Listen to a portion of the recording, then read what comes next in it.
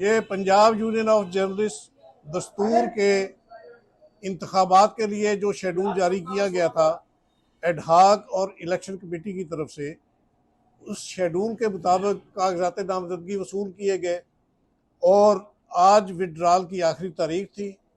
जिन दोस्तों ने कागजात नामजदगी वापस लिए, उसकी बुनियाद पर जो बाकी उम्मीदवार थे वो सब बिला मुकाबला मुंतखब हुए हैं।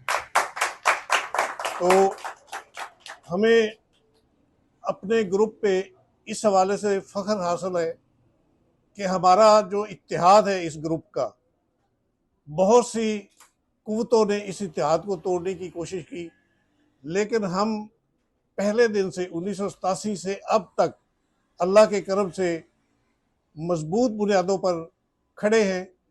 और हमारा ग्रुप जो दस्तूर ग्रुप है, दीगर ट्रेड यूनियन के मुकाबले में ज़्यादा फ़ाल, ज़्यादा एक्टिव और ज़्यादा खिदमत करने वाला है सहाफ़ती कम्यूनिटी की।